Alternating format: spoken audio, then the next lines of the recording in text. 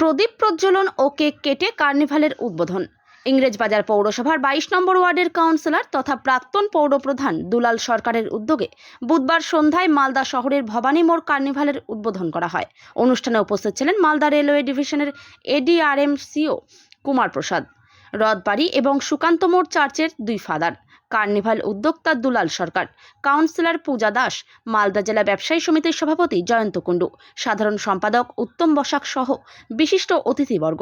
বিভিন্ন ধরনের লাইটিং দিয়ে অনুষ্ঠান মঞ্চ সহ এলাকাকে সাজিয়ে তোলা হয়। জেলা ও রাজ্য সহ ভিন রাজ্যের শিল্পীদের দ্বারা মঞ্চে বিভিন্ন ধরনের নাচ গানের মধ্য দিয়ে সাংস্কৃতিক অনুষ্ঠান পরিচালনা করা হয়। অনুষ্ঠান দেখতে উপচে পড়ে দর্শকের ভিড়। 30 বছরের উপরে এলাকার মানুষের আশীর্বাদে কাউন্সিলর নির্বাচিত হয়েছি। প্রথমবার আমি কংগ্রেস থেকে নির্বাচিত হয়েছিলাম এবং আমার নেত্রী 1998 সালে তৃণমূল কংগ্রেসের দল করার পর থেকে আমি এই দলের দায়িত্বে ছিলাম। আমি এই এলাকার মানুষকে নিয়ে আমরা 25শে ডিসেম্বর এবং বড়দিন এবং নতুন বছরের আগমন 31শে ডিসেম্বরে সভা করতাম, এখানে অনুষ্ঠান করে আসছি। আমাদের উড মার্চেন্টের সহযোগিতায় এখানে আমরা অনুষ্ঠান করি। পরবর্তীতে 2017 সালে মমতা বন্দ্যোপাধ্যায় আমাকে কিছুদিনের জন্য ইংরেজবাজার পৌরসভার চেয়ারম্যানের দায়িত্ব দিয়েছিলেন। সেই দায়িত্ব নিয়ে তৎকালীন কাউন্সিলর সহকর্মীদের সাথে একটা ইংরেজবাজার শহরে কার্নিভাল করার উদ্যোগ নিয়েছিলাম। আমরা 2017 সালে পরবর্তীতে নিহাল রঞ্জন ঘোষ এমএলএ এবং ইংরেজবাজারের চেয়ারম্যান এবং আমি সহকর্মী ভাইস চেয়ারম্যান হিসাবে আমরা 2017 সালে আমরা মালদা জেলায় একটা কার্নিভালের শুভ সূচনা করি। 17-18 আমরা করি। কোনো কারণে 19, 20, 21 এই কার্নিভাল পৌরসভার কার্নিভাল বন্ধ হয়ে যায়।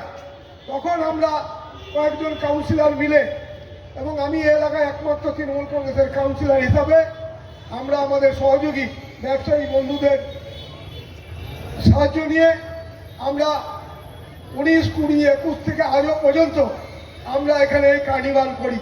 আমাদের এই কার্নিভালে সরকারি কোনো অনুদান আমাদের এর মধ্যে নেই, আমাদের ব্যক্তিগত উদ্যোগে আমরা এই কার্নিভাল করি।